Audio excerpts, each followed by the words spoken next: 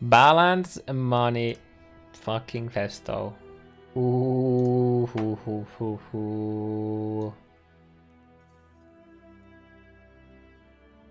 Guys ready? Balance changes in Path of Exile, Betrayal. Balance changes in Path of Exile, Betrayal. Okay. Thanks for having that twice, I guess. Every release, we choose some specific game balance issues and gameplay limitations to address and adjust. That sounds like we're gonna get a big ass nerf bat. Damn, dude. The batch notes tomorrow will provide a comprehensive list of changes, but today we'd like to cover some specific changes and the reasons for them. Stat sticks. The use of stat sticks has been a feature of Path of Exile for a very long time. A stat stick is an offhand weapon that is not valid to use with a skill. That's not true. That's not what a stat stick is. It doesn't have to be not valid to use. It's just a offhand weapon that is not used by your skill. But I guess I'm just being pedantic, but I think there's a difference. You can use for example, with Thunder, because it always uses main hand, you can use a weapon that is not valid. Like you can use a valid weapon with Thunder because it always uses main hand. So I guess it might be pedantic, but I don't know. Time to meme with 1k, the 1000 hour. Don't do it. Don't do it. Okay. When dual wielding, you get all the benefits of the stats on the weapon while not having any limitations it might have affecting the use of the skill. You can use a weapon that has the attack speed and or damage you want for the skill, while the offhand weapon provides excellent stats without its speed or base damage limiting you.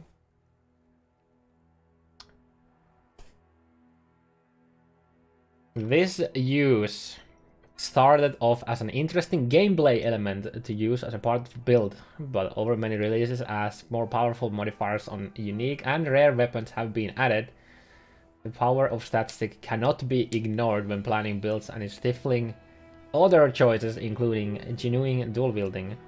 Can we have a F for the old cleave, and can we have a POC for the new cleave? Even if they don't buff it, because now we're gonna use two skills. The two weapons for cleave. Maybe cleave will see the day. The light, where people actually use it. And don't feel bad about it.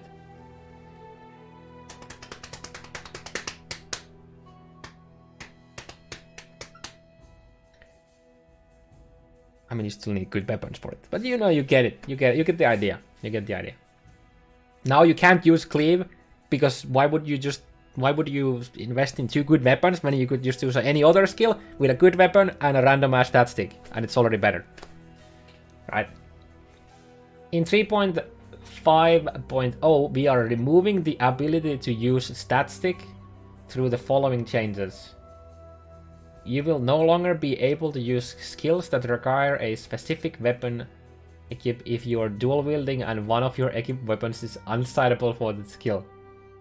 They just cleaved every single melee skill in existence. That is literally what cleave is. You can't use cleave right now in the game. Okay, look, let me show you. That is exactly what cleave is right now. Why am I here? Not here. Oh wait, I haven't done it. Oh shit. I never did the Kitala on this character, because it's just the darkness armor. So, cleave, then gets a little random ass. So on. Farewell. So, right now, I cannot use the cleave because I have a claw on my offhand. If I take it off, I can, and by having a sword, I can. So they just did this to every single melee ability. Okay. Now, I'm gonna read this first. Skills that could be used with 2 weapons, but were main hand only when used, now use both weapons when dual wielding. Okay, so that takes the Thunder and... Yeah. I was about to say, what like, you know, ask what's gonna happen with Thunder, because Thunder always uses main hand. Now use both weapons when dual wielding. Okay.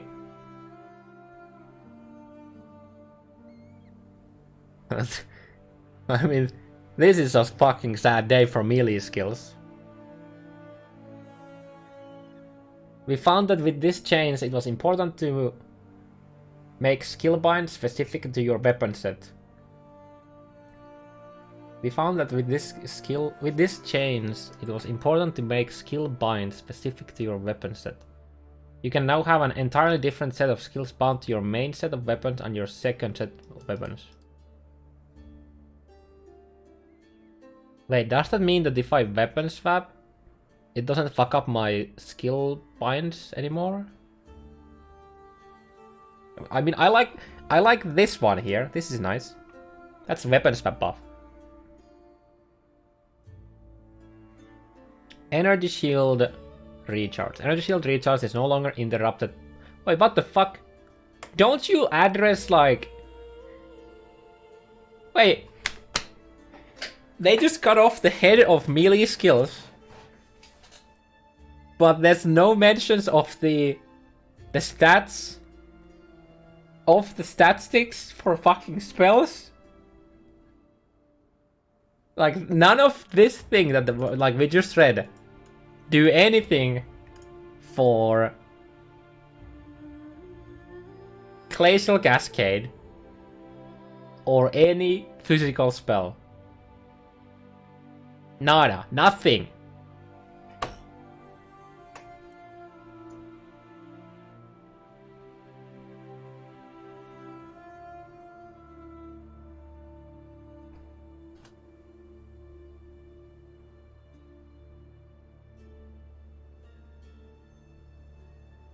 Oh my god. It has... Oh my god. I know why this happened. I know why this happened. You get all the benefits of the stats on the weapon while not having any limitations it might have a definitely. You can use weapon that has attack speed, blah, blah, blah, blah, blah, blah. Where do you mention the dual wield stats?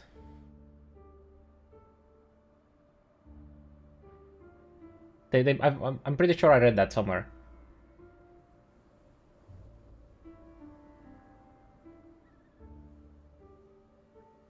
They don't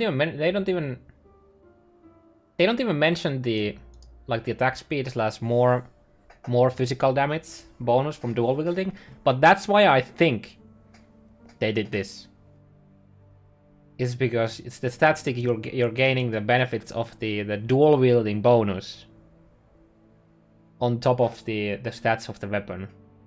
But that wasn't really the issue, that the dual wielding bonuses. Now the dual wielding bonuses only affect if you're dual wielding. And when you're dual wielding, you can only, well, dual wield and you can't do the main hand anymore, right?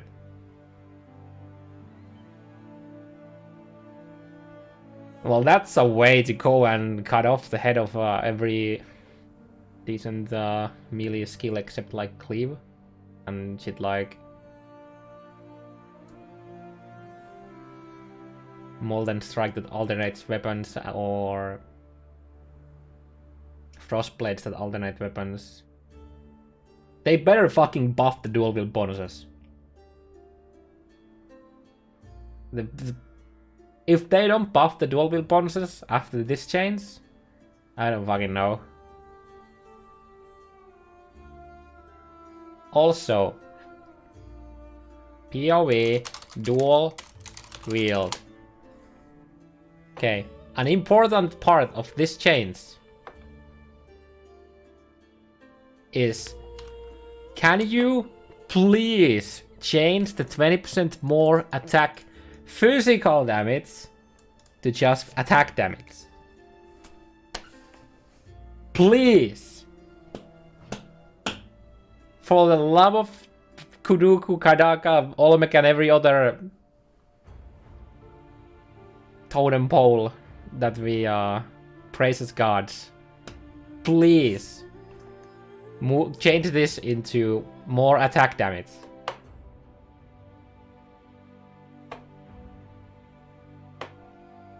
That's racist against elemental damage builds. Okay? Okay, let's keep going. Oh my goodness. Energy shield recharge is no longer interrupted by non-damage changes to your life or energy shield.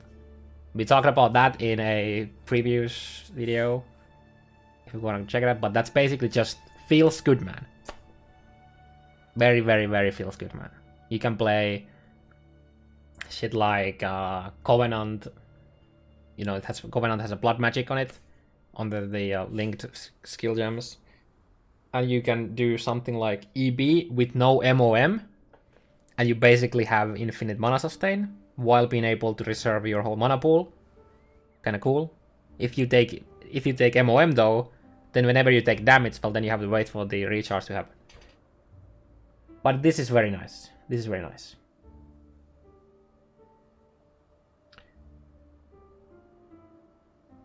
Initially, this change was explored as a way to make it easier for casters to use EB to solve mana issues.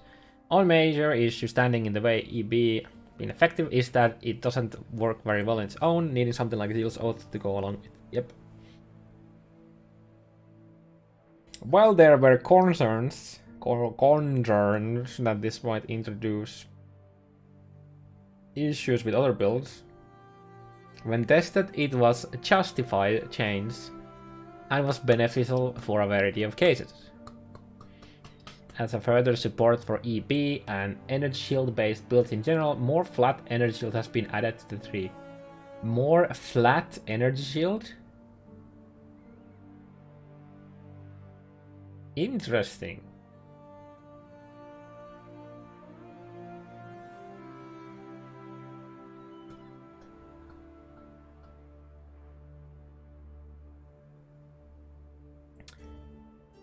Cap on slowing effects.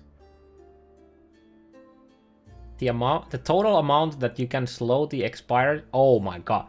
The total amount that you can slow the expiration of an effect on a character through a time slowing mechanics such as Temporal Chains is now capped at 75 from all sources. So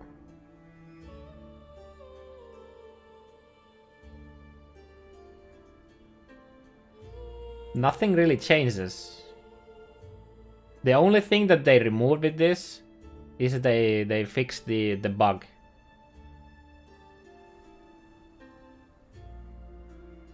Or am I reading this incorrectly? Because you already did it to you already went for the 75%. The only thing it was really broken was if you had enough curse effect, you get. I can actually show you the video. Like, this is still 4 times the duration of your shit. This cap is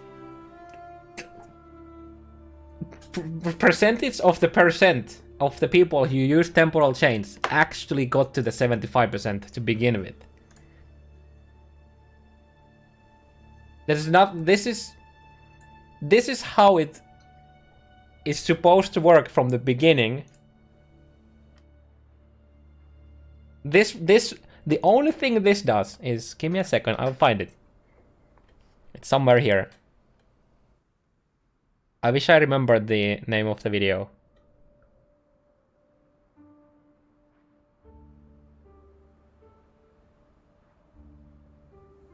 Why is this in the manifesto? This is all of this is doing is making people who don't understand it just, you know, Go ham. There's like literally people on the chat. Like we can like literally scroll the chat, okay? When I read that. Okay. I'm not gonna call out any names. What? Rip Cladony. Rip auto curse, nothing changed. F. Rip. So I think the point was proven. The only thing that is God damn it. The only thing this does anything about is this case, where we can have permanent effects. And the only case where you could ever do this, you literally could not do this in normal gameplay. The only thing that this change in the balance manifesto does is remove this from happening.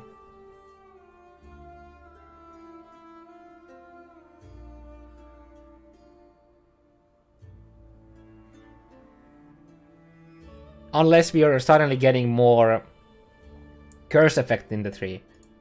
I mean, okay, them doing this chains allows them to give us more sources of curse effect, because they have to be careful with curse effect, right? Because if you give people too much curse effect, you would allow people to do this. You could literally have permanent immortal call, for example. Like literally, none of these are like going down, because we have so much curse effect that the reduced expiration of effects went to 100%.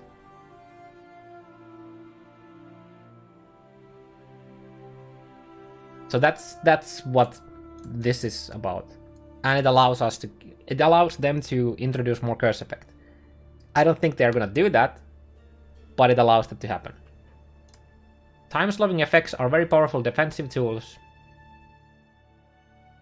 Limiting time slowing to a cap allows us more flexible in making content. Yeah, exactly. As well allowing us to provide more options for giving players time slowing effects.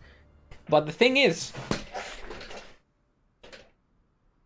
this does absolutely nothing for the gluttony, because 75% slower expiration of effects makes a 10-second duration gluttony last 40 seconds.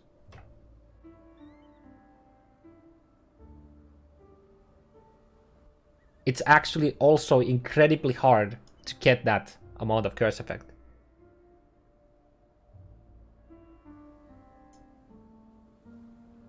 Just want to make this clear. This does absolutely nothing for the people who randomly slap in temp chains in the shackles of the wretched to get some duration on their headhunter buffs. Unless I'm about to read something here, but this alone here doesn't do anything. Unique rebalance. The patch notes tomorrow will cover a large number of unique item rebalances. Are we gonna see Voltaxic Rifts maybe being buffed back to its, you know? Unless they are terrible at wording. Oh yeah, okay, sure. That could be, but does it based on this wording, it doesn't really make any sense. Especially because they clarify the expiration of an effect, which is a modifier on Temporal Chains.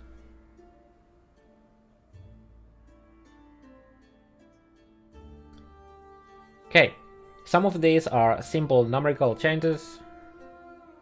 Numerical change, while others are closer to redesigns. Redesigned uniques. That's interesting. The following principles were applied in looking at rebalancing unique items. Any item that drops very rarely should be justified in being that hard to find.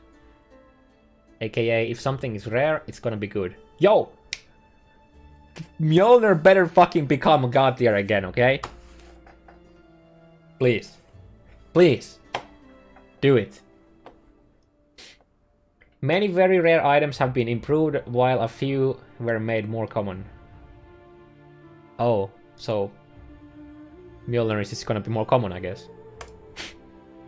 I'll rip that idea. Rip that hype. God damn it. Unique items that are acquired through specific high tier bosses, for example Elder and Shaper Guardians, should be balanced upwards where they were not up to par. Yo, they just buffed the fuck out of our boy POE Dan, Uber Dan. Gonna make a big boy money in a hardcore trade with the few people left there. With all the GG uniques he gets from those bosses. Unique items that dramatically affected the diversity and item slot would be addressed either by nerfing excessive power or by looking at what else was available in that slot. Okay, I'm sorry. I think when Q-Dog and every other Headhunter player reads this line, this here, affected the diversity and item slot, I think the guys are starting to fucking sweat like crazy at this point. By nerfing excessive power. I'm reading this line here as nerf to Headhunter. Because there is no way they would be buffing any other belt to be anywhere close to the power of Headhunter. This could be the case for some other items though, but for belt slot, absolutely not, no. Items which were relatively very strong, but did not damage diversity could be made more rare. Items which were relatively very strong, but did not damage diversity could be made more rare. Impulsa? I don't know. Is this Impulsa? Because there's so many chest slots that are crazy good. Oh wow, Tomb Fist. Oh no, Tomb Fist.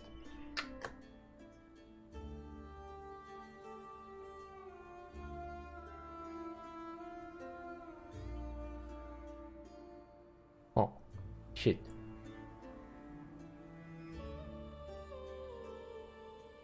Who's sweating now?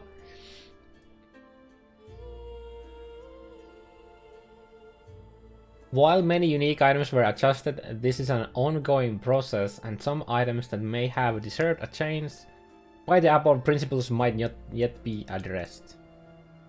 So we're gonna get 2 items changed, and then we're just gonna wait for the changes that were promised, and it's gonna end up being racing all over again. Guys, we have some great plans for racing 2 years later. Racing is bad for the game. We're not gonna do anything about that. That's like your back door when you don't end up doing things. You're just like, yeah, we told you, might not be the thing. No, I'm expecting them to. We had a lot of unique changes a few patches ago, so I'm expecting a lot of changes from this. Cast on. When looking at the unique item balance, some items that offered triggered effects had their cooldowns reduced. Oh my god, Poet's Pen is gonna die.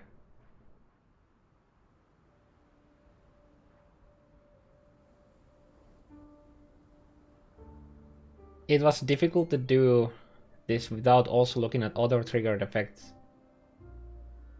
As a result, the cast on critical strikes and cast on melee kill support also have the costs reduced. So, oh, this is basically saying because of these items, we're buffing the skill gems.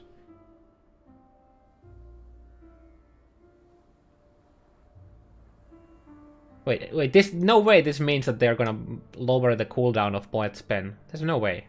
No fucking way. No way. There's absolutely no way. It also says some items. To me, this sounds.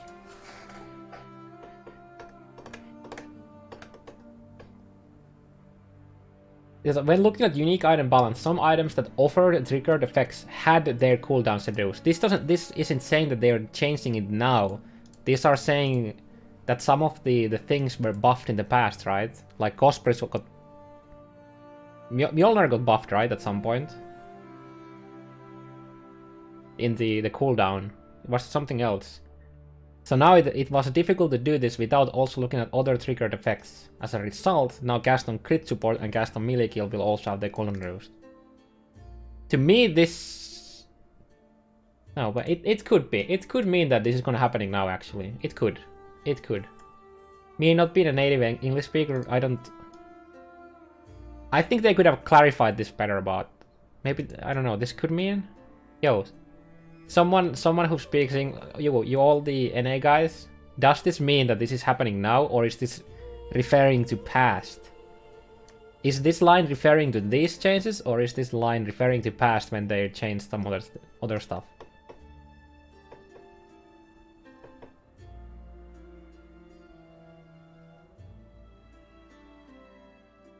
Now.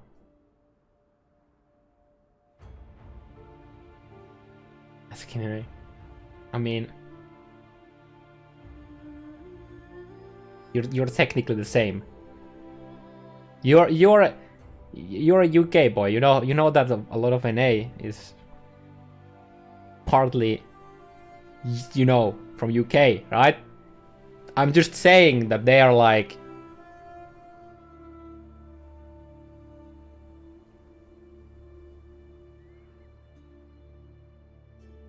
Just saying.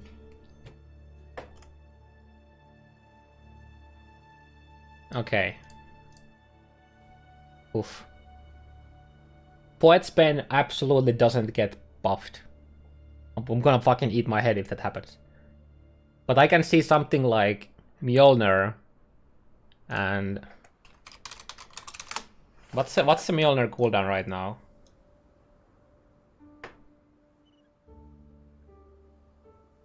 ...250 milliseconds.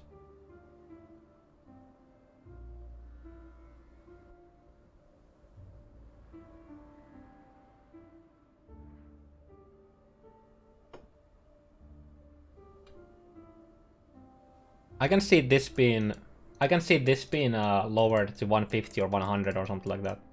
Okay, maybe not 100, but 150 probably. And I could see this being the same. 150 to... Yeah, I think 150 probably. And I think that's probably gonna be the same with Cospress, Smallis.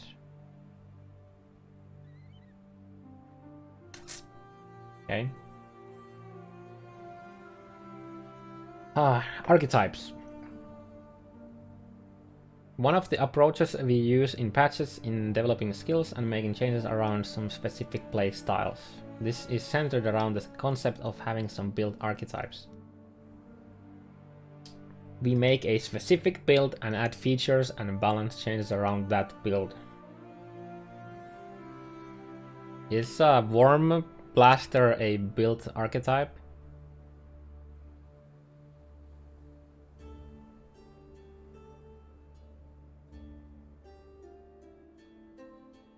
Like how simple are the specific playstyles we're talking about? Because we have like multiple different attack builds, we have like multiple different spell kind of builds, and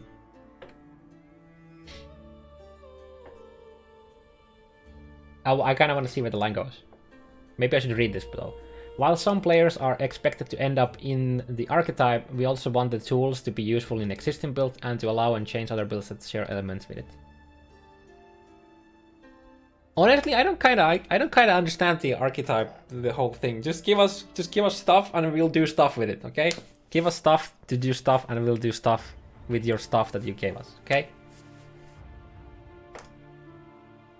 The three archetypes for 3.5.0 were a cold-based dot spellcaster, a Hierophant-based caster,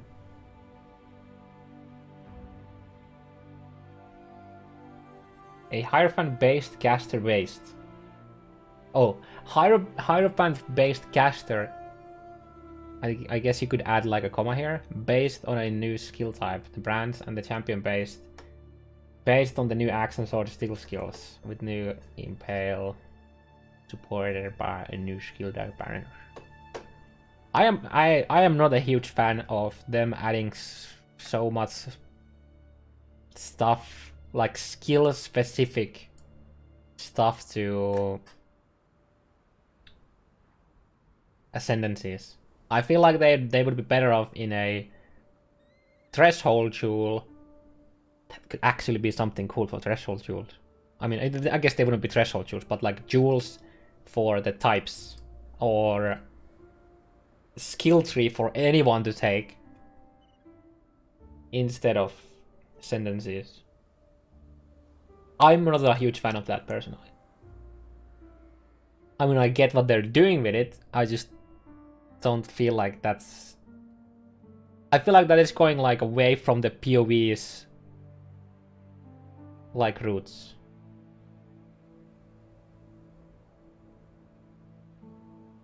Isn't that just the same as traps and mines on Sabo?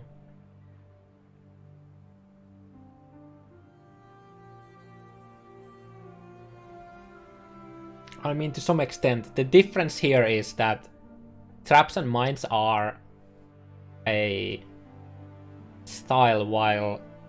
I mean, I guess you could say that banners are its own type, sure, I guess. But those ascendancies were fresh meat built around them, and these are now adding a random ass thing for one. Next what's up, by the way.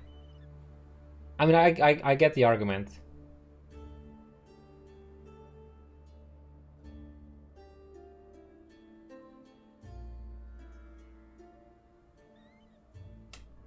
I mean, honestly, I would not have an issue with not like... I wouldn't mind if we could choose the ascendancy on any character, like class. But then we would just go back to, you know, you just pick up the best starting location for your build and you pick that. But yeah, I think we're just getting way too specified things on the ascendancy trees. Like, we literally have a convocation cooldown recovery speed. We have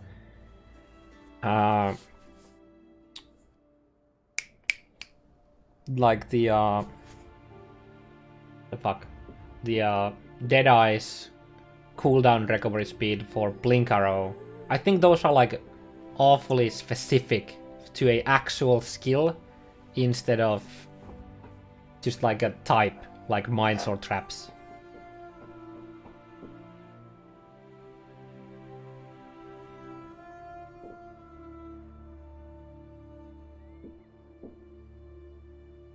Like, I would rather have that as a unique jewel or a property on a item, like rare item or something like that, rather than a ascendancy node. Personally.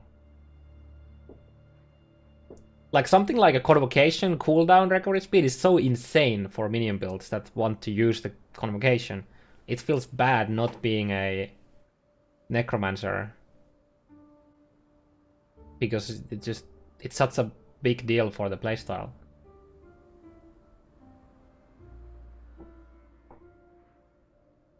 It's not like you see occultist or higher bow builds. That's not true.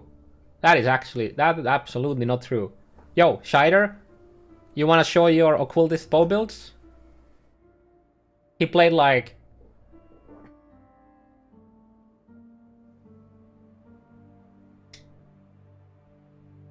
Like, that is absolutely not true. Hierophant. Toxic Rain, dot stacking build. It's totally fine. For example, as well. You can do occultist chaos explosion, anything really. Oh yeah, and the Scourge Arrow was a hit as well. Oh yeah, and then we have like a Golemancer too, yeah.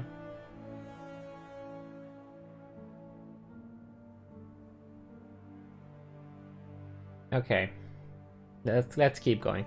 The gold-based caster has led to the new skill Winter Orb, rework of Arctic Breath and Ice Spear, and adjustments to Ice, Nova, and Vortex. This caster archetype has led to a number of changes on items, the passive tree and the occultist tree in particular. Added gold damage overtime multiplier. I actually kind of like this and the non-ailment chaos damage or the multiplier. We got new modify. We got no boys. More multipliers. More multipliers.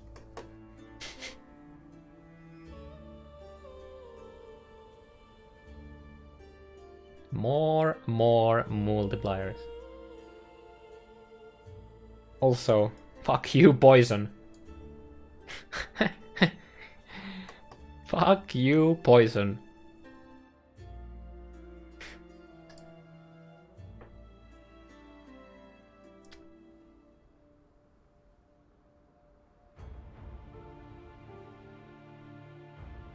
It's on new item modifiers on the passive tree and on the occultist. The values on various cold and chaos nodes were modified. As well as the new brand skills, the archetype based on them has led to changes to the Hierophant and also had a knock-on effect for totems. A number of totem nodes now also offer benefits for brands. The Hierophant node Ritual of Awakening no longer grants +1 maximum number of summoned totems. Ooh. Instead it now causes skills that would summon a totem to summon 2 totems instead, and grants 3% more damage per totem. Yo, somebody with math. We could, if they didn't remove this node, we would have up to 8 totems, right? Base, double totem, shield, chest piece,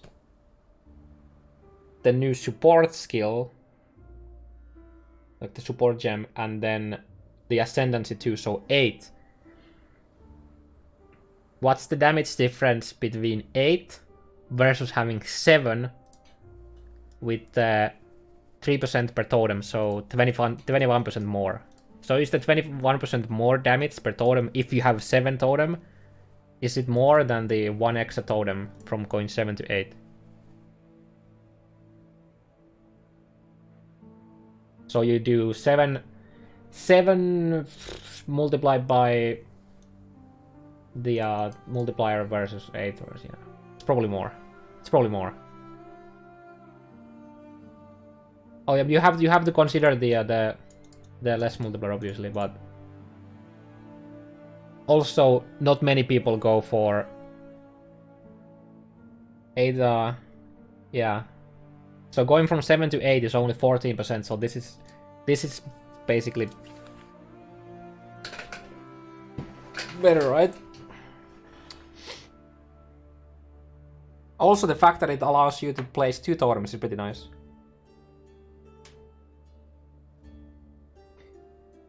Okay, let's read into this. So instead it now causes skills that would summon a totem to summon 2 totems instead.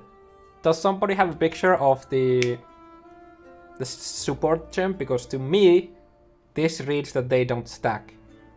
Because this doesn't say plus summon an additional totem, it says 2 instead.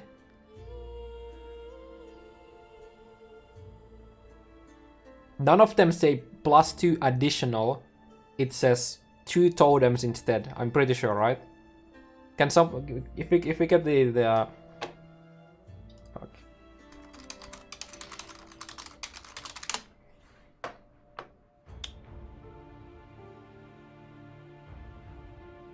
Is it? Thank you, sir. Okay, supported skills have +2 maximum number of summoned totems, so that's just the cap. Supported skills summon 2 totems instead of 1. It's the exact same wording. I am 99% sure that if you have this linked to your totem with this node, it still only summons 2. Because it doesn't say additional, it just says 2 instead. Obviously, you can still use it for the +2 max, but we're now looking into the additional, like the supported skill summon 2 totems in 1. So it's the same, so it definitely doesn't stack. It would have to say summon 2, like it would have to say summon an additional totem.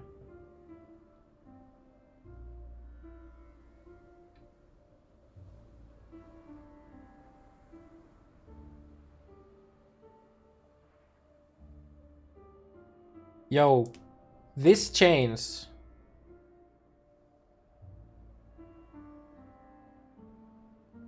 Makes me not feel too bad of not making a Hierophant totem build. I wonder what all other changes did it do.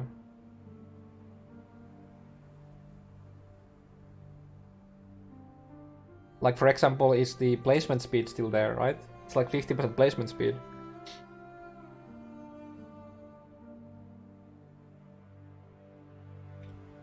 If you have 5 or less totems, the new nodes are a nerf. Yeah, so it's a nerf to the early game, but if you go for the absolute... Okay, so basically what Hierophant is now is you stack as many totems as you can to gain more benefits from this one.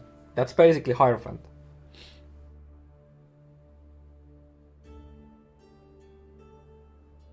So it's a damage nerf if you have few totems, but it's a damage buff if you have a lot of totems. Additional totems are now available from other sources, and players will have a number of options for totem builds as well as being able to explore the new brand skills.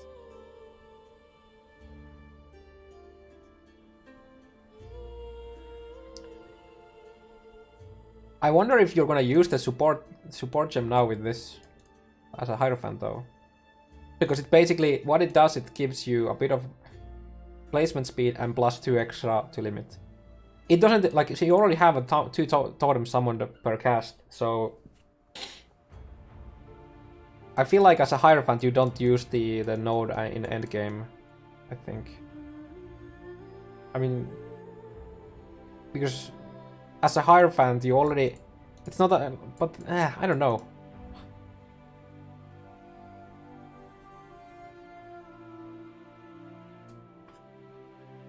I don't think endgame Hierophant uses it.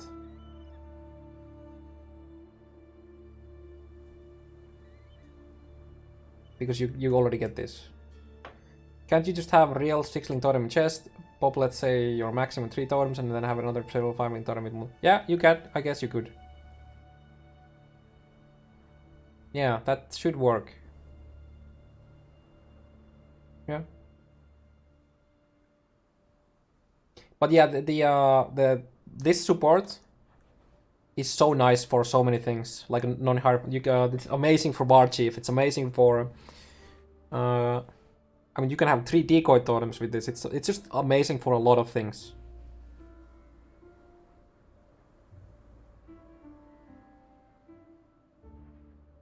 Wither, yeah, there's so many things. Like you can literally, okay, let's say you want to play, let's say we play Toxic Rain damage over time stack, Cultist, for example. So we have our 6-link with Mirage Archer, right? And then you could just have a Toxic Rain range stack totem, multi-totem with the Withering attack, like whatever, with Withering touch.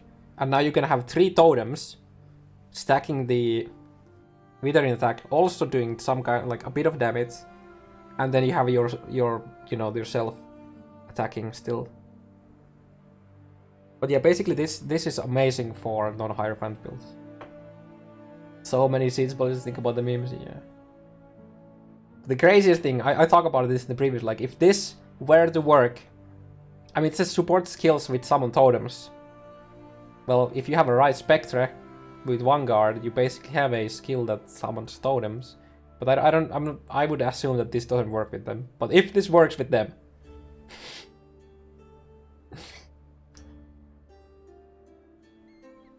Imagine having 4 Tukohama's Vanguards, all of them spawning 3 totems.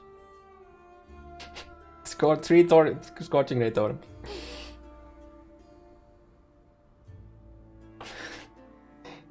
If that works, I'm not expecting this to work. But if it works,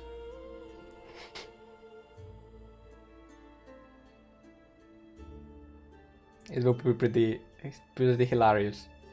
A man can dream, exactly. Okay, let's keep going.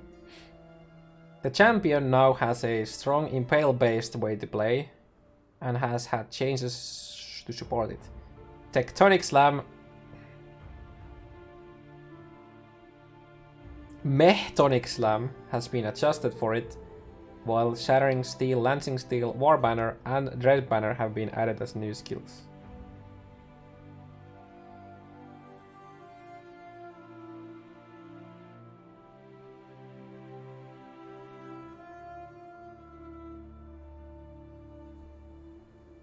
I'm not a huge fan of the impale skills, but that's because they kind of look like bland. If they have like a crazy damage, like base damage, people are gonna use them because they do the stupid amount of damage. The banners are actually great, crazy, insanity. So there's that.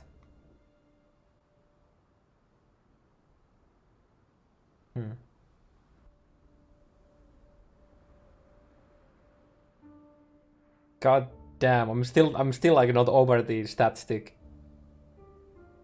Shit.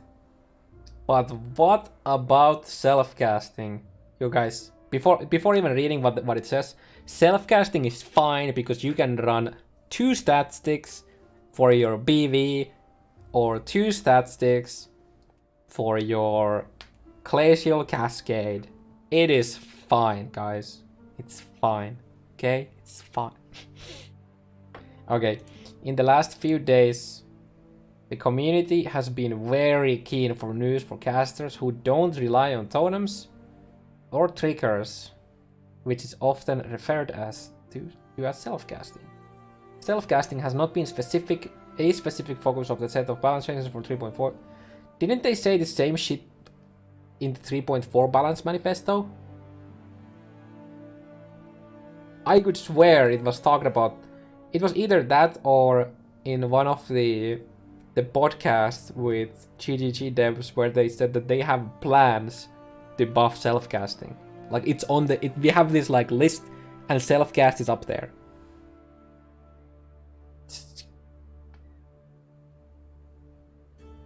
Correct me if I'm wrong, but I feel like I remember that. Doesn't stat stick refer to mostly attack builds? I mean, yeah, I guess. If you wanna be really technical, yes. And that's why this is so mind-boggling. Because I guess the wording is like phrasing static has evolved into not only mean dual wielding with attacks, while it kind of originated from that, but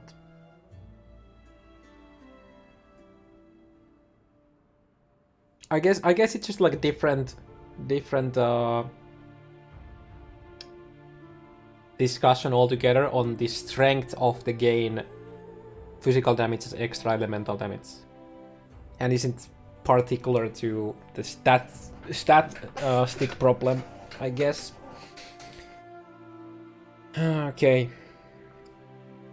Betrayal does include some changes for various things associated with self-casting. We have designed new cold skills to be aimed at self-casters, for example. I mean, it doesn't matter how you design them. That's not how people are gonna use them. I'm just saying. I mean, look at Righteous Fire. It was supposed to be a temporary buff for spellcasters. How long did it take before we had the first like Righteous Fire only build? Not long.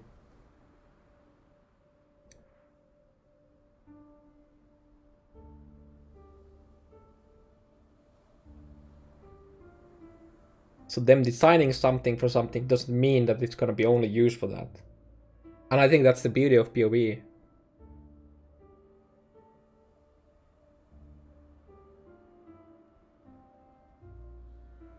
And I'm expecting us to see a lot of the new gold shit to be used with triggers. We are sure you'll find interesting builds and choices of many kinds in Betrayal. There are already some balance changes planned and underway for 3.6.0. We expect to keep a good eye on gameplay during Betrayal to see how our plans need adjustment and to develop a picture of balance roadmap for next year.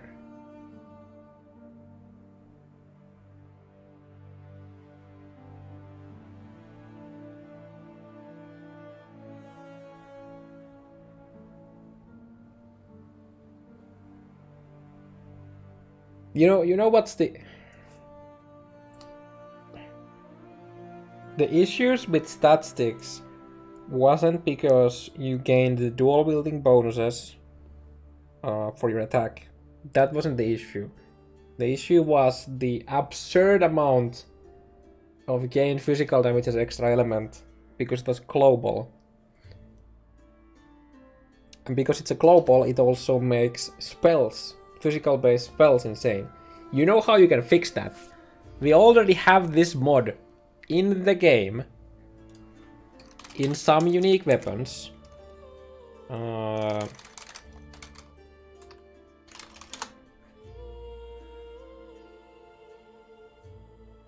Let me show you what the mod is. Adds lightning damage to attacks with this weapon. So that way you could remove the physical as extra element from spells. Like that. And now the gain elemental as the gain physical as well, gain elemental as chaos 2, I guess. Gain the physical as extra elemental wouldn't be a crazy stat on your stat stick anymore because it doesn't affect the weapon that you're using to attack.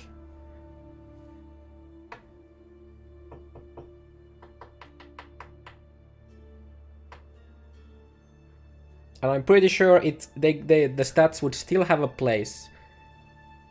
You wouldn't stack all of them, but you would have it as a maybe like a third prefix or like a suffix, because they are suffixes in like maze and shit like that. Like there is a, you know, mention.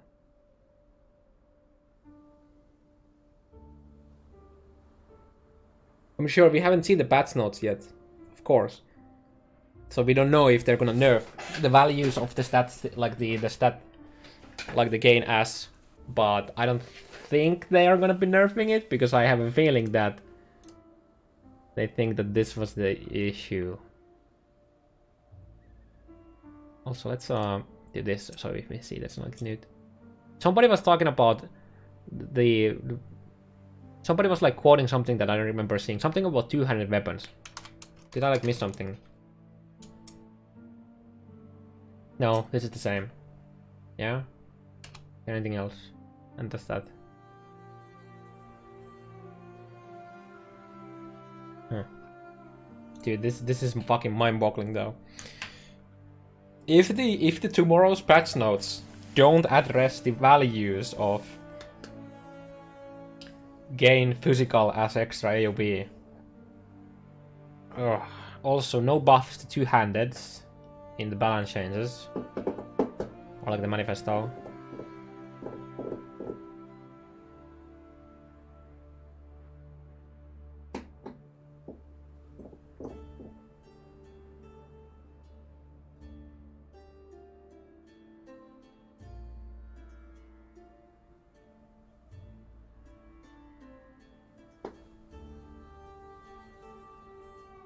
I mean, I guess this is an indirect buff for two-handers. You could argue because you no longer stat stick, right? So, I mean that is a sound logic, right? That's fine. By nerfing the thing that is overtaking the two-handers, you now buff the two-handers, or you at least make them more viable as an option, because the other options are less viable. This also makes shields as offensive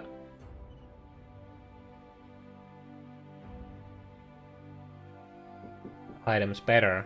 Like shit like Leukocyte. Leukocyte is just like... And if we go to POVDP and we go to shields and we go to strength plus dexterity, we have attack speed, right? All the way to 13% attack speed on a suffix. We have up to... Okay.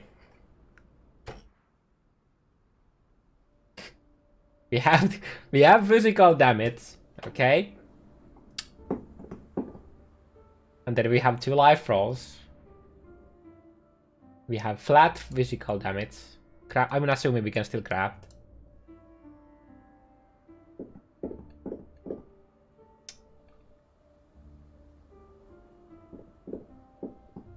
And when we have like shaper mods, like we have like...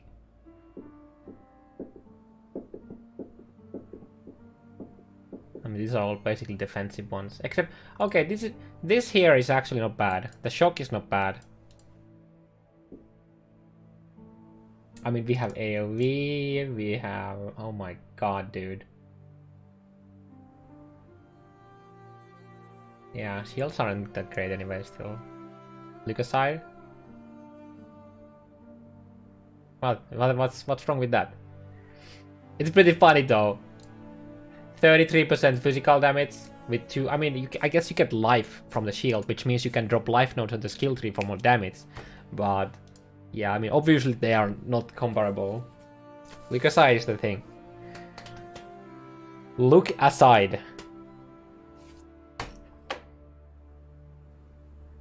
How to pronounce leucosidae? Is that it? Leucosidae.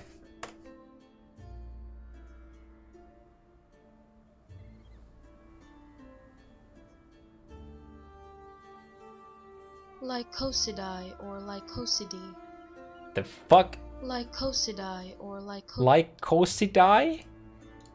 Lycosidae or Lycosidae. Fuck that, I'm going with leukocyte. Fuck that shit. Leukocyte is faster to say. Lycosidae. Sounds so... This is so weird. I'm just going with leukocyte, okay? That's better. Oh my god, dude. Oof. I'm not, you know, flipping my table yet. Okay, I'm going to, but before I chop it into pieces, I'm waiting for the patch notes that hopefully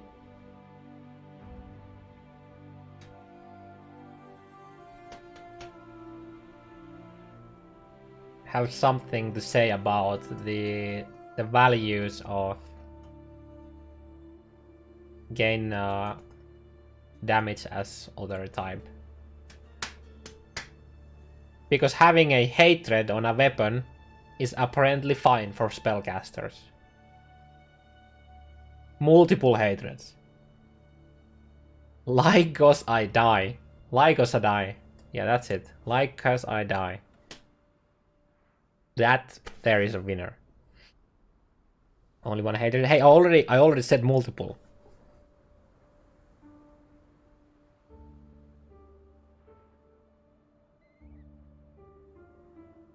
Oh god.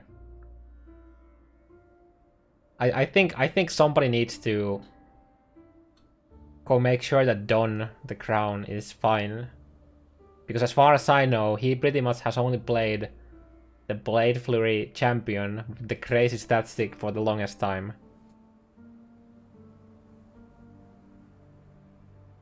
Like nothing but that build, I think.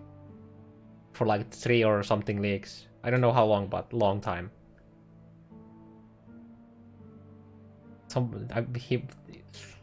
Oof. He'll just make a casual glass scale build.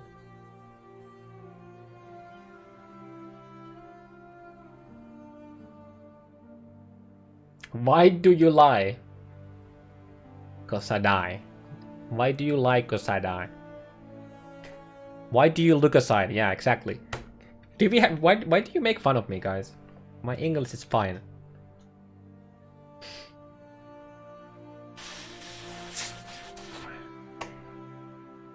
I really had to choose to slap the cold dots and banner impale shit on the cold distant champ. Yeah, I thought about like I'm not a huge fan of that either. But I mean, we're gonna have they did say that we're gonna have it on item modifiers and on the passive tree, so it's not that bad. In what situation would you even use as extra mods on a melee build now, since they will block other prefixes? I mean, it could be a 40% extra fire could rival a hybrid mod for some. Not for the top end builds though. I think if we're talking about like absolute like min maxing, then you want the hybrid. But it's not like a dead mod. But yeah. Yeah, 500 DPS 100 with the 40x mod is still good, yeah.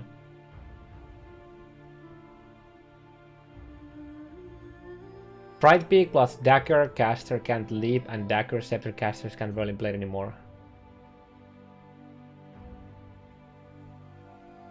Oh yeah, you have to use a shield or dual wield the same. So you have to use 2. Yeah, because Dagger can't leap and Scepter can't.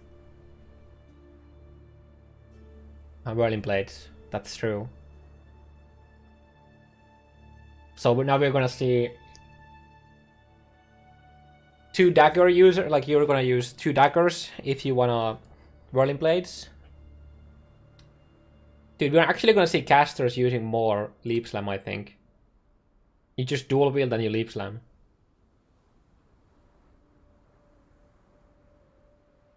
I mean, sure, you can just shield charge and flame dash. That's fine. Two foils each of the roll. Oh, I mean, well, yeah, for physical builds, yeah.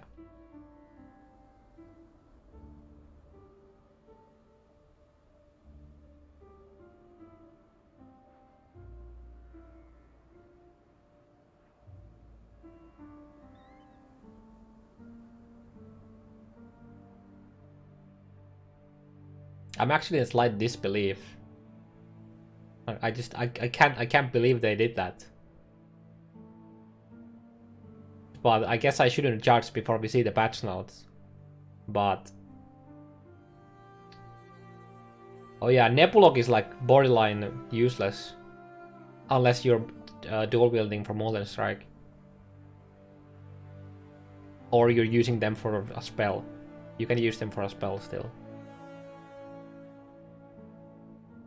I can see the hype in your face. I mean, I'm all for nerfs. I don't mind that they nerf the players and make them find other ways to be OP, but I just feel like that this was unjustified nerf for the melee builds, while the casters basically went untouched, minus like the occasional fresh meat. The occasional dual wielding with a scepter and a dagger for whirling blades, or like leap slam. Thanks for the sub, by the way, Red Lad. Oh yeah, the EE rework. They talked about the EE as well in 3.4, I think. No, I think they talked about it before 3.4, that we might have changes for 3.5, I think, or something like that. I remember the EE talk about too at some point, just before Incursion. Yeah, it's a while ago. Nothing has changed.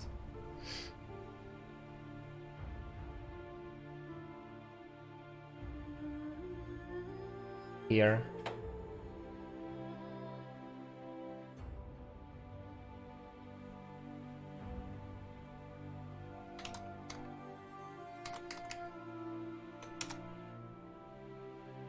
Wait.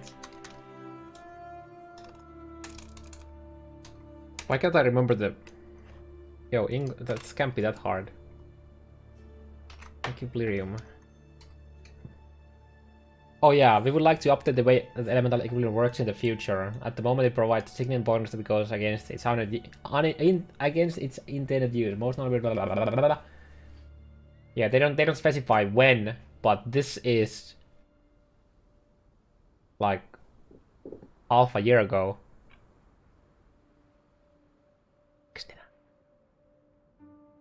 It's 3.3. And nothing has happened. Yeah, April. Isn't that like half a year ago-ish?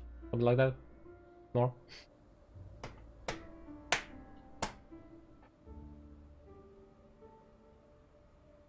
I'm actually kind of speechless. There's a lot of changes I like. There's kind of a lot of things I'm like, I don't know. And then we have the stat stick nerf that I don't think anyone saw coming like this. I'm pretty confident that 99.999% of the people, the remaining people who don't understand the issue with it, were expecting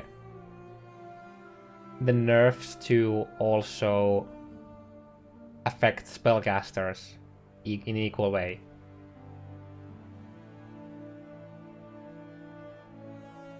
Saw it coming. The only reason you would see them only nerfing attack like the stat sticking for attack builds is if you didn't know the issue. This is the point. Oh god, dude, this is.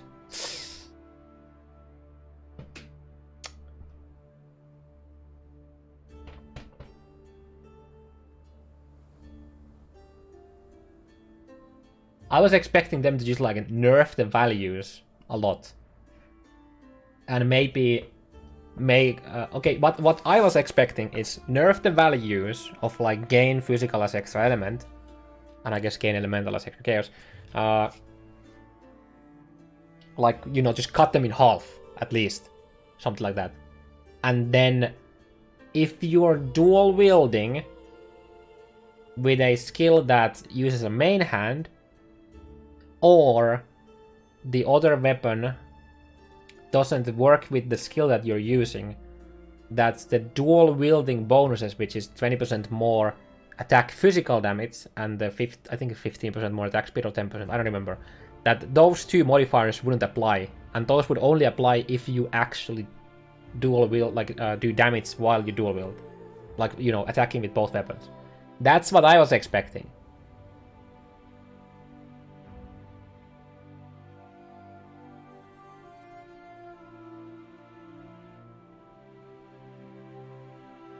But they just took that and threw the first portion out of the window. I mean, okay, we could see it in patch notes. And then just flat out deleted how some skills work. I think I liked the uniqueness of skills only using the main hand.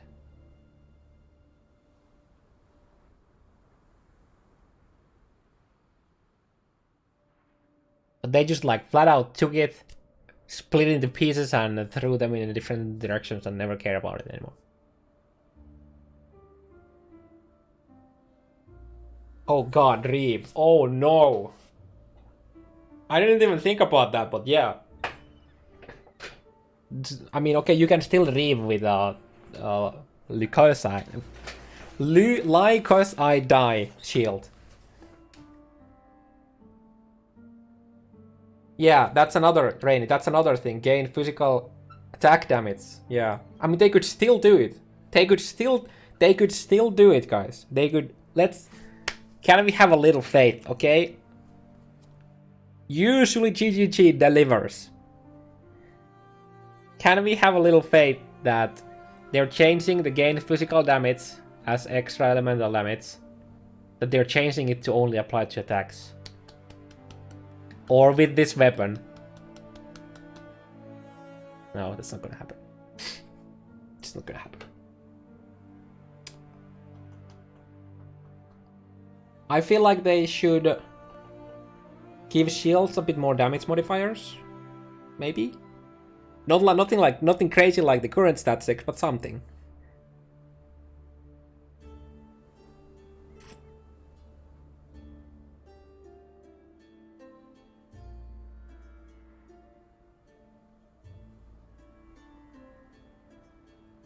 They deliver on content. When was the last time they delivered on Path of Changes? When they nerfed ES, that was really good. And wall pact, the old wall pact was just retarded, so that was also good.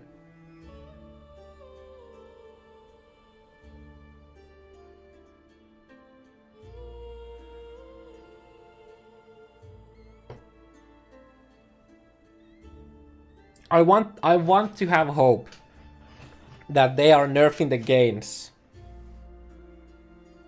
Even if they just cut the values in half. Even that. They said they balance around playstyle archetypes. I mean, apparently, dual wielding, again, physical as extra element weapons.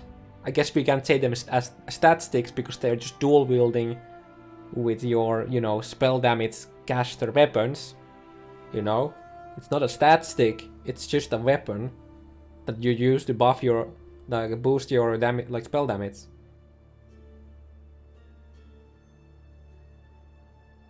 They could nerf Blade Vortex, they could nerf Glacial Cascade, they could nerf all the physical spells, but I'm not expecting that.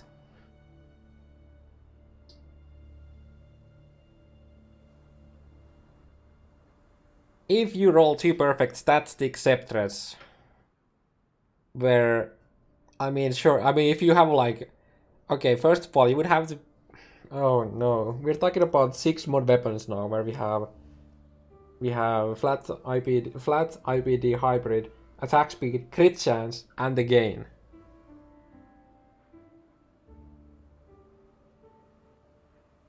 But you could just have a crit multi on there and you're already, that's fine. You can roll in Blade with Scepters. Yeah, that's the only thing that really happened to casters is if you want to roll in Blades, then you're just gonna use 2 daggers, or if you are a physical based build, you use 2 foils. And if you want to leap, then you just do Scepters.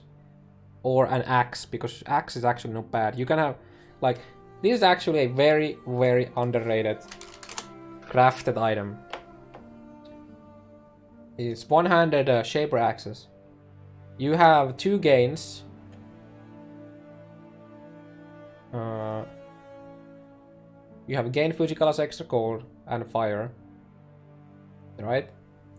You have Enduring Charge on crit, you have Elipen, you have Onslaught, you have a crit chance if you killed recently.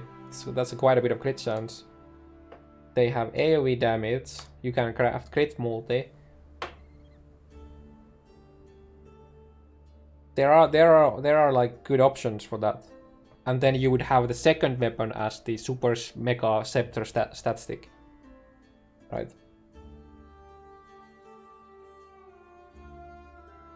Crit access. No, you would use this. You would use this to gain Enduring Charges. This is actually, I have this on my Reaver. This is actually a really nice mod.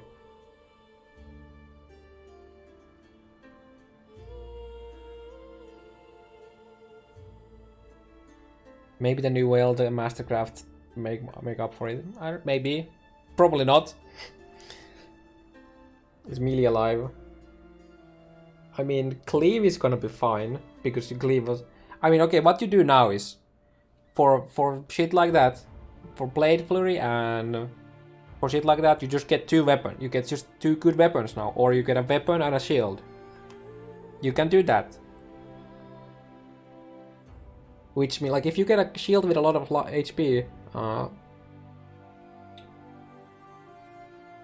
there is a good shield for a Blade Flurry.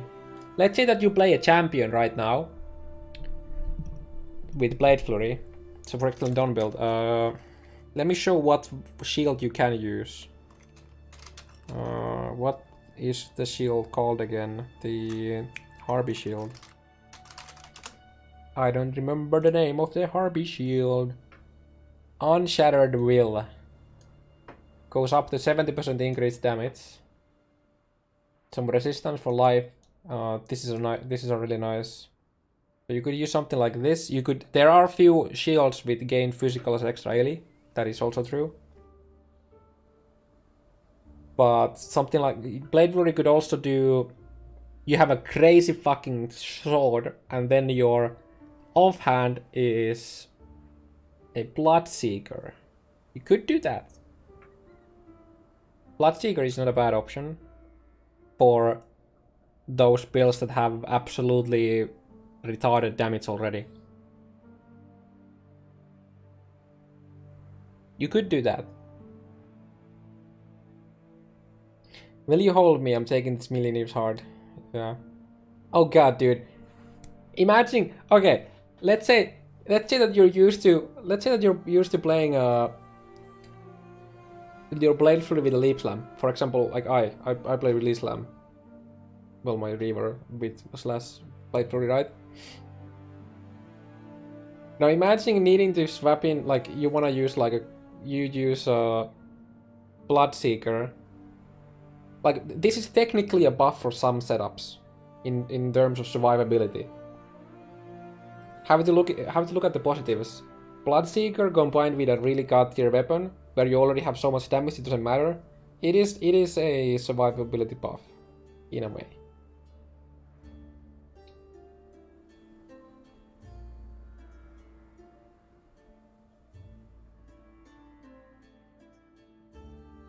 But yeah, looking at like shields, right? So you can have a shield with a few damage mods that are kind of underwhelming, but there are some, right?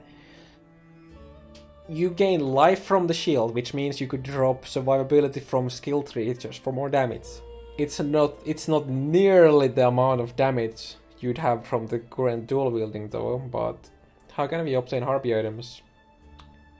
I would assume we will have Scarabs that have Harpies for us. I would assume that's the thing. We have the Sana missions that have an option for Harpies. In Delve, you are able to fight Harpies. There are places.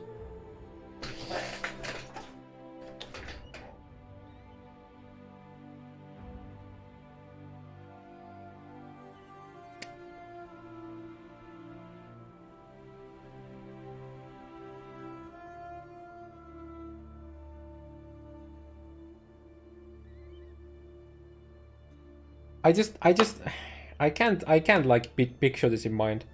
Skills that could be used with two weapons. Okay, so wait, we will no longer be able to use skills for break weapon. So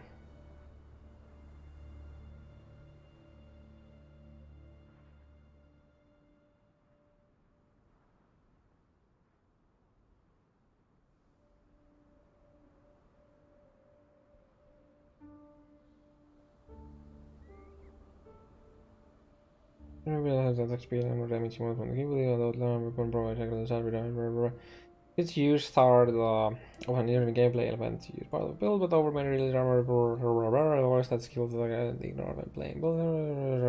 You will be removing the ability to use axes. You will no longer be able to use skills that regard specific weapon equip if you're dual wielding and one of your weapons is unstable skilled. Skills that could be used with two weapons, but where main hand only now use both weapons when dual wielding. How does, like, I can't picture this in my head with Thunder for some reason. I just can't. I don't know. I can't like picture how it looks like. And like double strike. Is it gonna be alternating? I would assume it's gonna be alternating.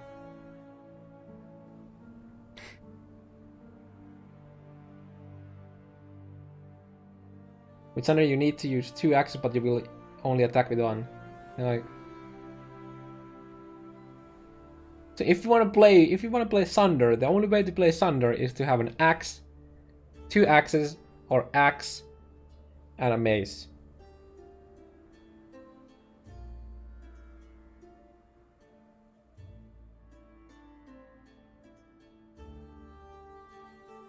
It says now use both weapons, but this doesn't necessarily mean it uses them at the same time, right? What about Consecrated Path? Yeah, I would assume it just alternates then.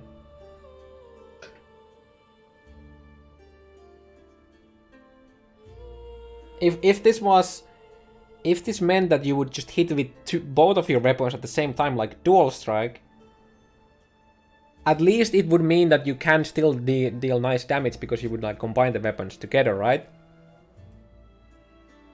That, I think at that point it would be okay still. Okay, it would be still worse because now you need 2 good weapons still. But it would be better. But if it's like just alternate, that's just fucking dog shit. But the reason they probably won't do that is because that's a unique thing for cleave and dual strike.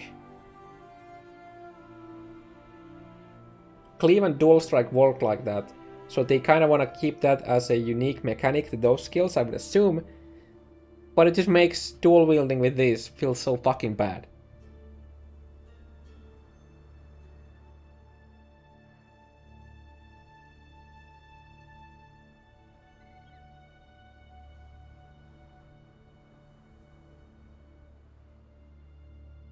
I really hope that it makes them hit with both weapons at the same time. But based on this wording, I'm not expecting that to be the case.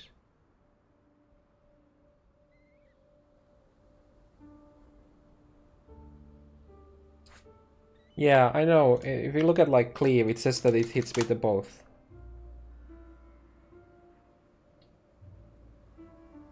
It says deal damage from combined, yeah. Characters wings their weapon or both weapons if dual. Though actually, one of the new impale skills has the same type of animation as cleave, where it just wings both weapons. So I'm expecting at least one skill on top of cleave and dual strike to be swinging with both weapons when dual wielding.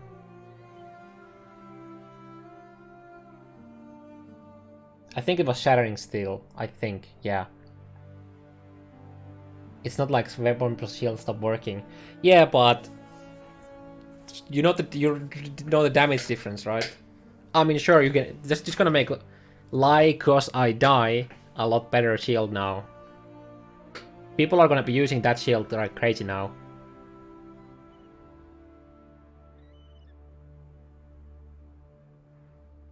Oh my god, dude. Tomorrow's Bakelast is gonna be on fucking fire. I can't wait for that. Whew.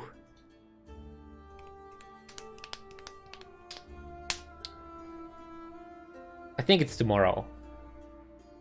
Or maybe it's on... Yeah, I think it's tomorrow. Before patch notes. I don't know. Give me a second, I'm gonna find it out. It's tomorrow, but I don't remember. Give me a second. I'm gonna find it.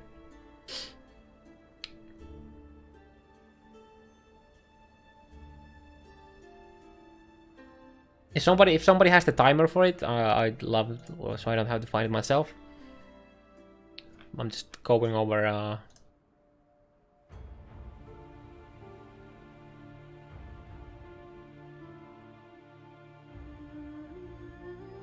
Where are you, Tarky? Is this it? Thank you, guys. Thank you. So it is in 15.5 hours. That's it. It's gonna be on fire.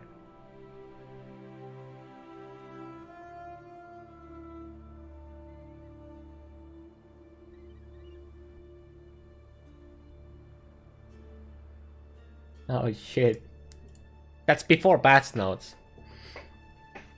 So what are we gonna hear? We're gonna have like this crazy ass bitching, and then it's not gonna. Guys, please have a little faith. We still haven't seen patch notes. They might be completely and utterly destroying the spells, physical spells gaining physical as extra element. And then they're gonna go in circles for half an hour. Then we're gonna jump into a different discussion. Then somebody mentions it again, and then they're gonna go in circles again. Yeah, there's also the well, fuck, the JPs, the drop frames.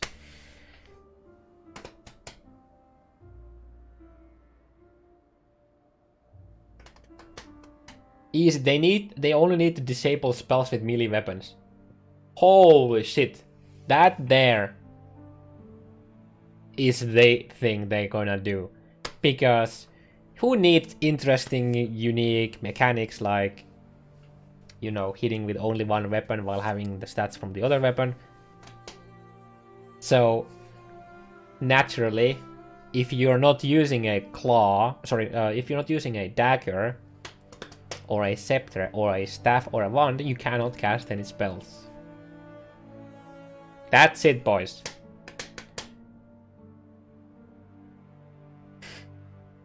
Actually, let's just remove... no, I feel like daggers belong there because they're like kind of like... Yeah. Daggers are kind of intended for spells, so yeah. But I mentioned no claws. But then we have... Then we actually have...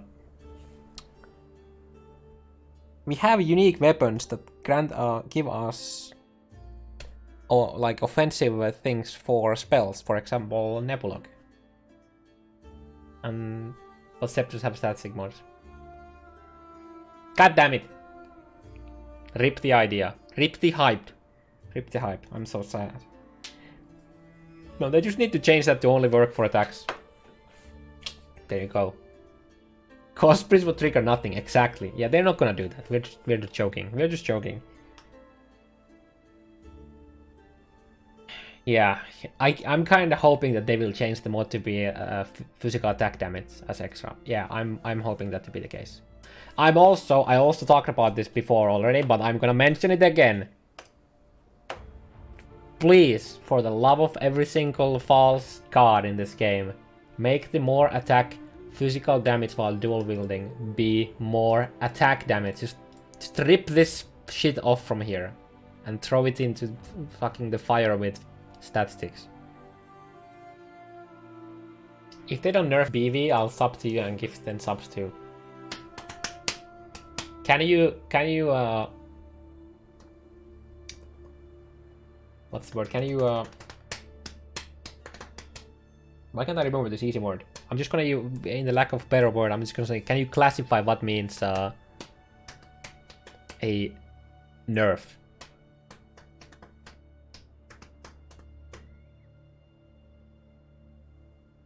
Why can't I come with the word for this? Specify. Oh yeah, that was not the word I was looking for, but specify works. Or clarify. That define. That's the word. That's it. Define was the word I was looking for. Rigwald's Savage and Rigwald's common now literally useless items. Oh gosh.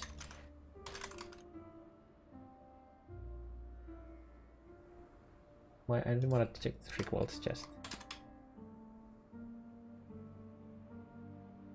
And Prismatic Eclipse is just like... I mean, no, you can still use Prismatic for shield charge casters. It's most of the time the fastest weapon still. So it's not dead in that sense.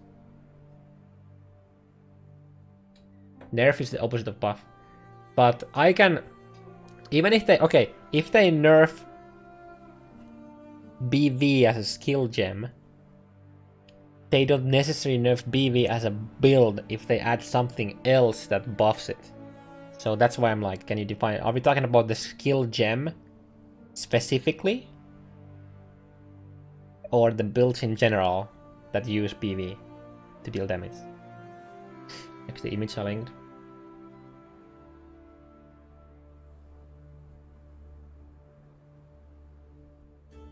Oh no!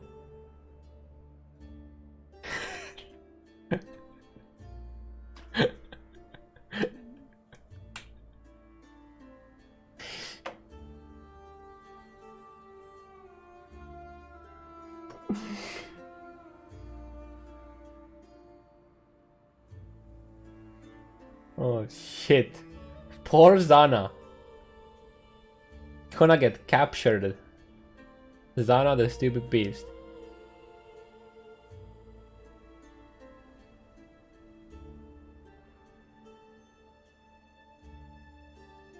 I think Impulse is getting chopped in half values. Even if Impulse's explosion is gonna half, it's still gonna be insane.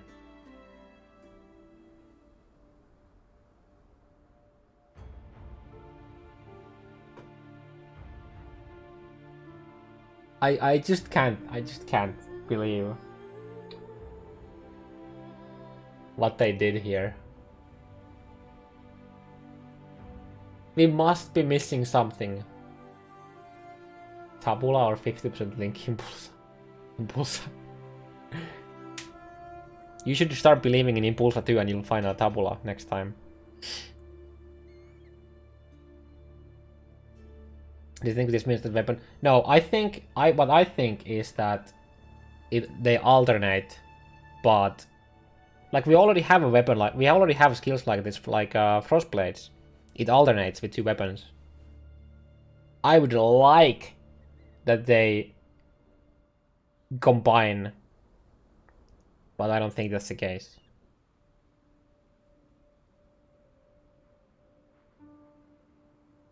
It'll work almost the same as Cleave. No, I think this is exactly not like that.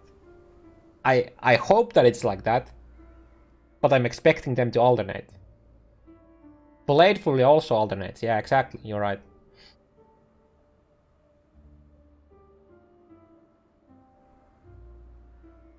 Yeah, Spectral Throw does. Reeve does. Most of the skills alternate, but the Lancing Steel. I think it was Lancing Steel. If we look at the POE Lancing Steel or Shattering, I don't remember which. Either one of them. I think it's this one. Yeah, here. Okay. You see.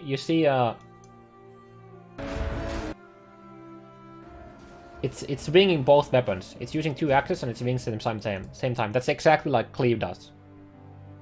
That looks like Cleave animation minus the looks of the effect of the skill, right? But that is using them at the same time. It's basically reskin of Cleave and remove the color of it, yeah. So that would mean that we have 3 skills that do that. So Cleave, Dual Strike, and then that. So I would like that will this be the case for Sunder. I just can't think of a Sunder for, you know, doing that. Also, it kind of like feels like it removes like Dual Strike. Dual Strike's unique, like Dual Strikes and Cleave's uniqueness. But I guess it doesn't matter because they just remove the uniqueness of skills that attacked with main hand only, even when dual wielding. So I guess it shouldn't matter anymore. I mean, you could say that this is a buff for 2-handers. I mean, it's not like it's an undirect one, but you could argue that it's a buff for them, but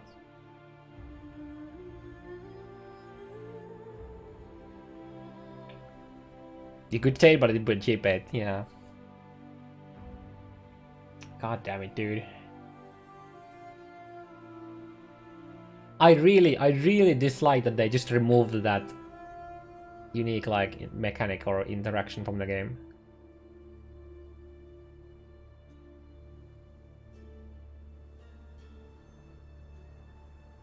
And if they alternate, then it's just like, why? Yeah, it kills a lot of interesting uniques.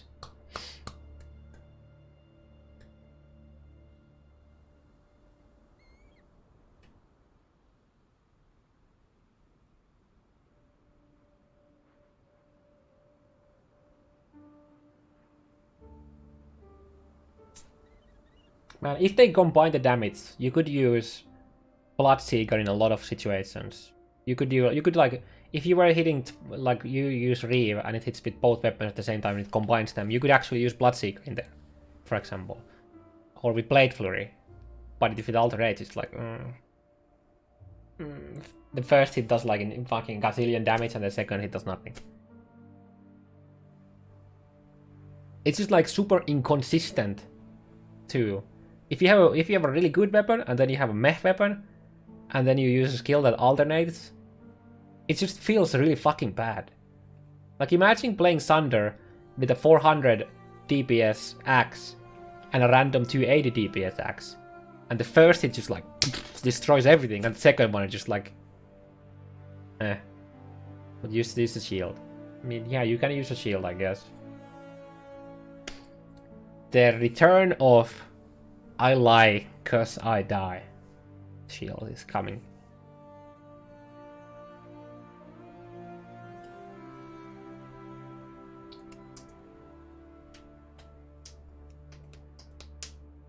Was always back. Not really. Not when we're talking about damage.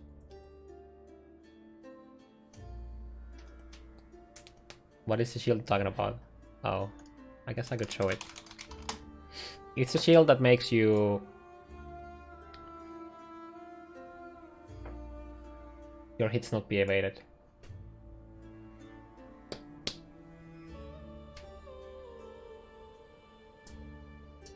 Are we going to leave statistic usable for PV and not for DV? Hey, they are not statistics for spells. They are just weapons that scale your spell damage, okay? They are not statistic because the dual wielding bonuses of 20% more attack damage and the attack speed doesn't apply to them, so therefore no statistics for spells, okay? That's fine. My hip just cracked. God. That was a loud crack, but I don't think you heard it.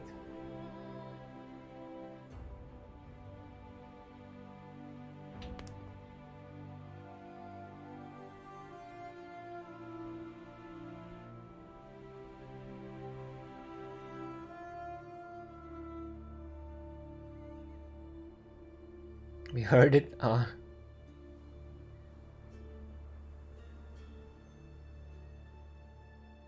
Imagine if they mentioned about the rarity of like making good items more like scarce, right? Items which were relatively very strong but did not damage diversity could be made more rare. Like archetypes. It's going to be rare as fuck. I mean, it already is quite rare. Fresh meat. Oh, talk about the sub Chinkim. Oh man, I'm just.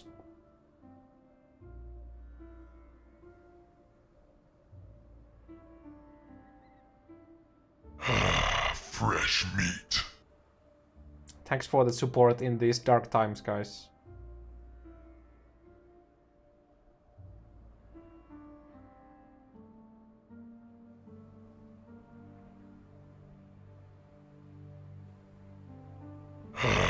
Fresh meat. Thanks, Mithor. Okay, can we like find the positives of these balance changes? Obviously, the Reddit is in fucking flames. That's a positive thing. Sadly, while they're in flames,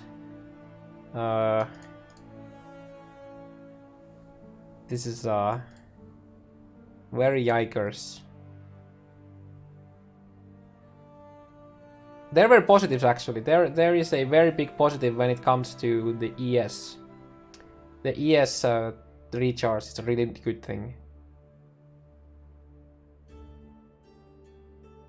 People are forced to try new shit. Or just swap into the other OP shit. I think the Hierophant chains with the totem thing is nice. I'm not sure about the brand. I don't really know what to think about the champion changes. I guess it's cool for the banner and the banners, I don't know.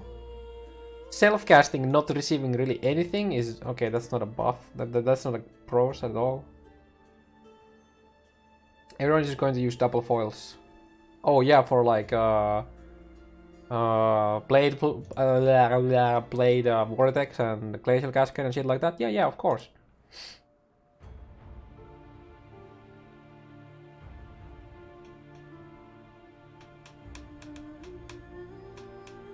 But this is like a massive DPS nerf for shit like Blade Flurry. Like absolutely gigantic. Wait, how do you say it? Gigantic. I don't know. Whatever. That is a big nerf for Blade Flurry. That is a big nerf for Reeve. That is a massive fucking nerf for Thunder. Gigantic. Yeah, that's it.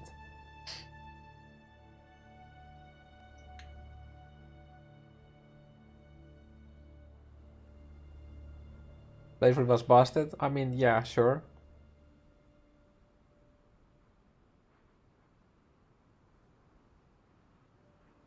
It feels so bad because Thunder did not deserve this.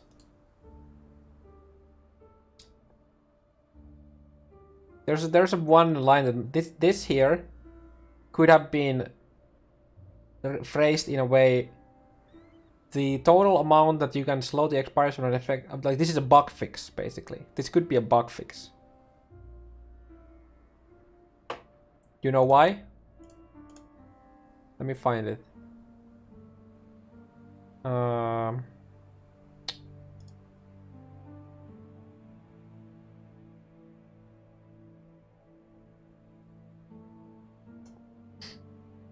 In this thread, Temporal Chains and 75% limitation question. Yeah, so this is like whatever. They're talking about a cap of 75% no uplift, the action speed, reduction cost, temporal chains, and the effects of anything. But temporal chains have another mechanic. Other effects on cursed enemies expire 40% slower. So what they did is they capped this to 75%. Alright? And obviously this is less because the reduced effect on players, right? So you actually, this is like way less. So what you could do is you could increase this with curse effect to so high that even after the reduction it went to 100% and it would literally make all the buffs that were affected by this never expire. So that's what he's guessing. Can you get it? Because right now there's anywhere from the base all the way to up to 75%, and then from 75% no changes until you have enough curse effect that it reaches the 100%, which makes no sense, right? It's just like, why? But here in this thread we have Mark saying yes, that value is capped at 75 to prevent bugs. Now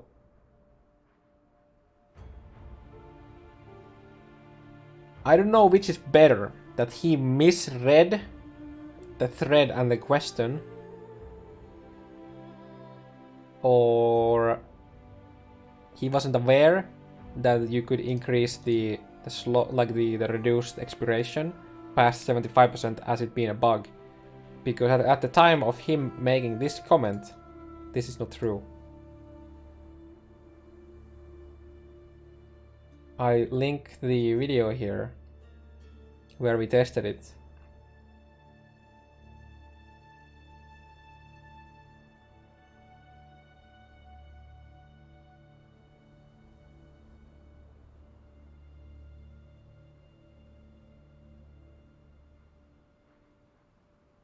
Oh, I actually never saw this. I actually never saw this response before. I don't know how I missed it. But I just now saw it. I was really hoping this... Oh god, he was literally lying in the thread. He was actually lying. In hopes of this not coming up. What?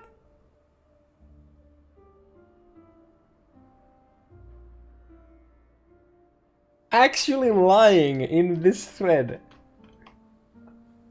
Wow. I mean, I get why, but wow. Okay, there are actually two caps in different parts of the code. In normal circumstances, it's capped at 75, yeah. if you actually push the effect to more than 100% slower, time going backwards for buffs, debuffs, and early catch locks, a warning message with details about the situation and forces the value to 100% slower, not ticking down at all, and bypasses the normal code for scaling it, which includes the 75% cap. This isn't supposed to actually be possible for players, but there was a case where it seemed to occur with a specific boss which caused bugs in the past, and the safety check is still there. Okay, never mind. He might not have lied. So this might have been a... Yeah, this might have been like a specific boss thing, okay? Okay, I get it. We've known about this for years, but improving it was never a priority because players scaling the effect this high was not supposed to be possible.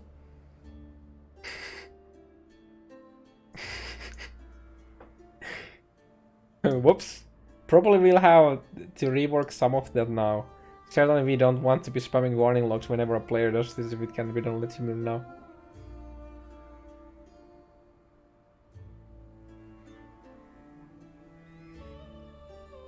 Oh. Whoopsie.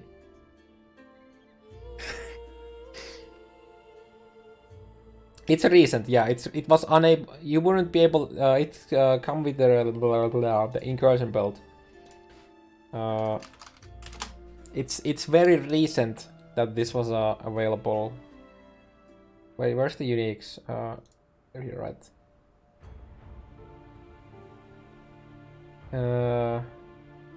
This was not a thing you could do before Coward's Legacy came, which is 50% increased effect of curses on you. So when you temporal change yourself, that temp change has now 50% increased effect. So this is a very recent 3.3.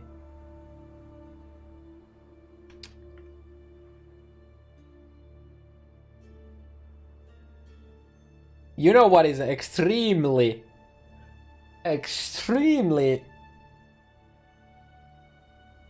mind-boggling now is that none of this addresses the permanent gluttony build.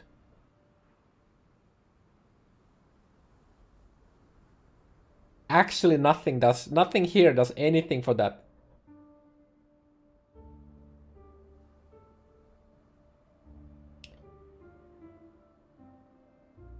Because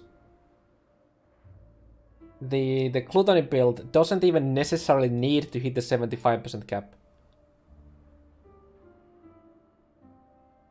to begin with. Obviously you want it because 75% slower expiration of buff means that if you have a 10-second gluttony of elements, it's now 40 seconds. And Temporal Chains expiration of other effects doesn't do anything to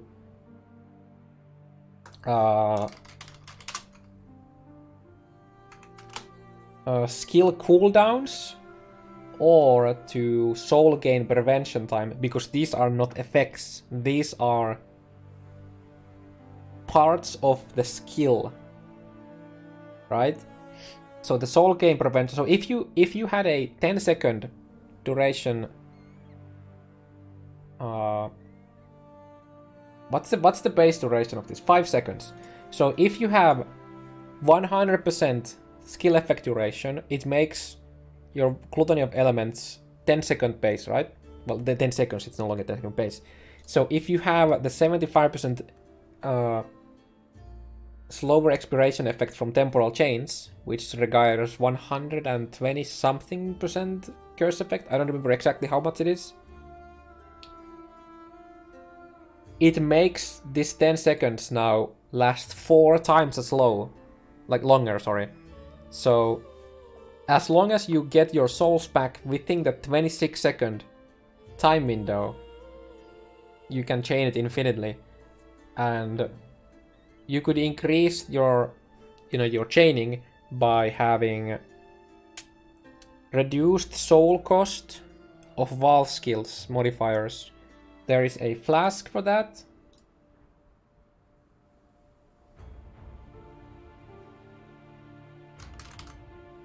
Also from Incursion League. Here, Soul Catcher. All skills have 25% reduced soul cost during effect. And you can scale this with flask effect. So let's say that you'd have 100% flask effect, which you can't get, but just for the sake of example, this would be 50% reduced soul cost. And then in Delve, they introduced Bloodstained Fossil.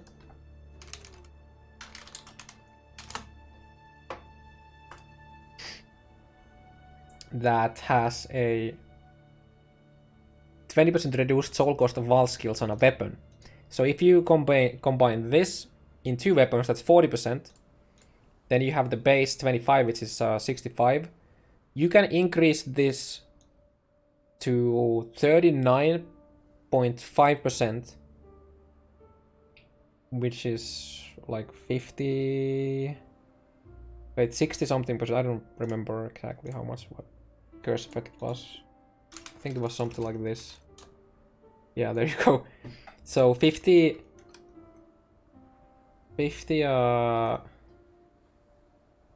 enough. Yeah, I think 58% if enough.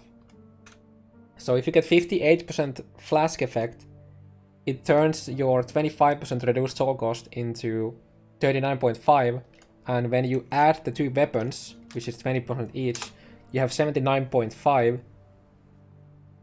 Actually, fuck, I don't remember if this scales down or like rounds down. I think this rounds up, but 59 is definitely enough. So if you get the 59, like 59 or 58, whichever the number was, I think 58 is the number. This actually rounds up to 80%, which means that your gluttony now needs only 20% of the souls needed, aka 20 souls per cast. And this works interestingly, so it doesn't lower the maximum souls to 20 or anything like that. What it does, it just means that you can use it 5 times, because it's 20 souls per use.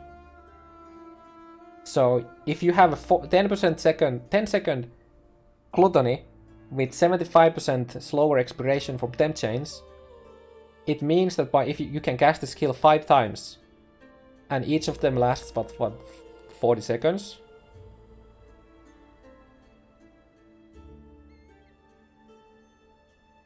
You can do the math. So when you used your last charge, right, it just gives you just like a lot of quality of life, because you don't have to worry about getting it all, like, up during the soul game prevention time. But the thing is, so the last cast, you have like over 20 seconds to gain that extra 20 souls to cast it again, because the soul game prevention time is only 14 seconds. So during the 40 minus 14 seconds, if you get 20 souls, you can cast it again. But during that time, you can easily get all the 100 souls, especially if you're like delving or something like that.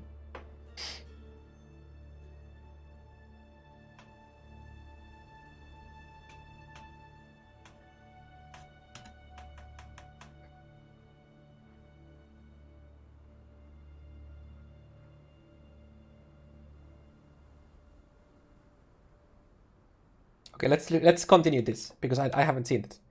Okay. Generally, we don't want to be spamming warning logs. Oh, yeah. Okay, I'm not. So, on the topic of temp chains, I was wondering how action speed modifiers stack. Are they additive with each other or multiple? Blah, blah, blah. Free specifies set action speed to 0. Skipping modifiers. Temp chains is multiplicative modifier, effectively less. All other sources are additive, effectively reduced. Testimony for this. Sets are scheduled to be reworked. Oh, nice. Hopefully in 3.5. We'll see about that, but I can promise it yet. And is there a cap on action slow in general, if like if I can temp changes and applicable?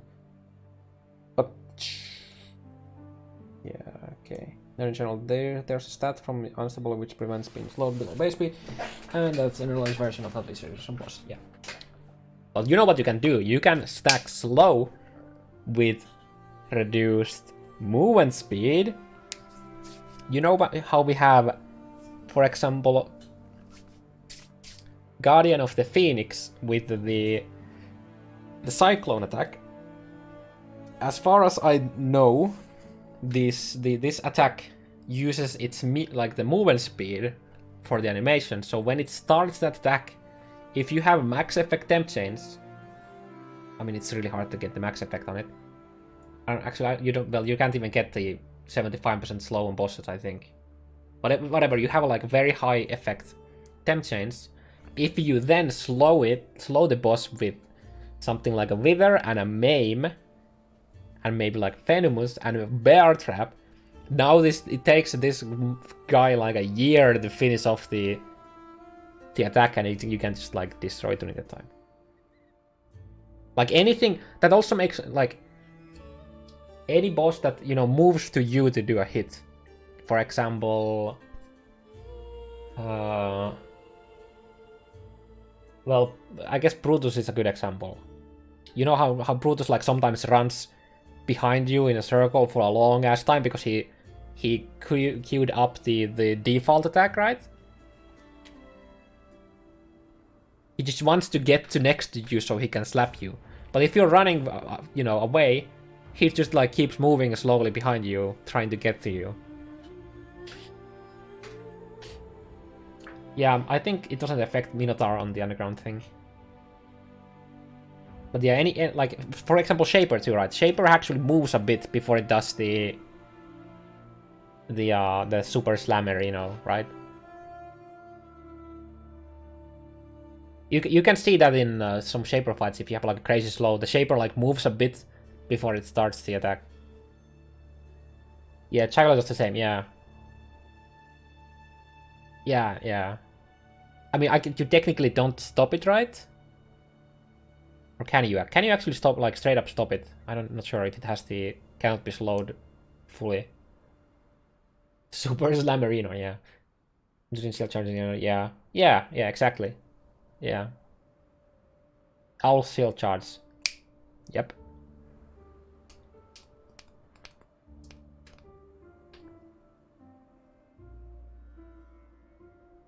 God damn.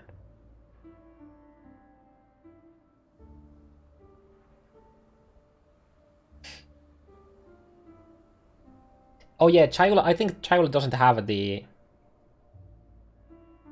cannot be slowed fully or something. Oh god. Is this a clip of Nuki going crazy or something?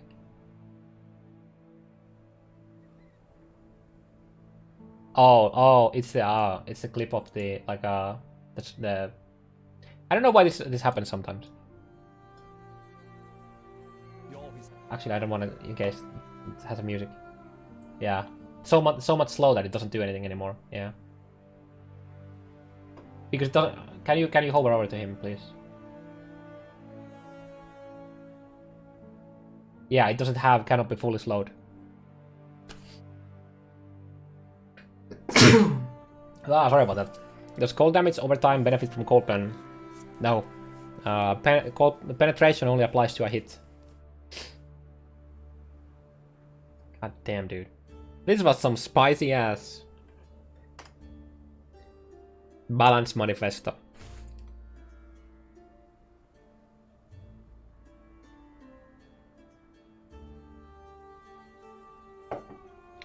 I think we went over all the stuff pretty probably for too long.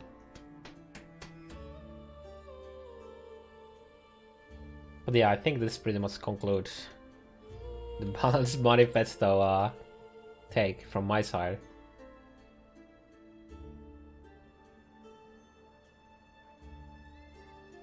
Oh, it was a bug with a cyclone. Okay. Yeah. Can we have a F for the melee skills, guys?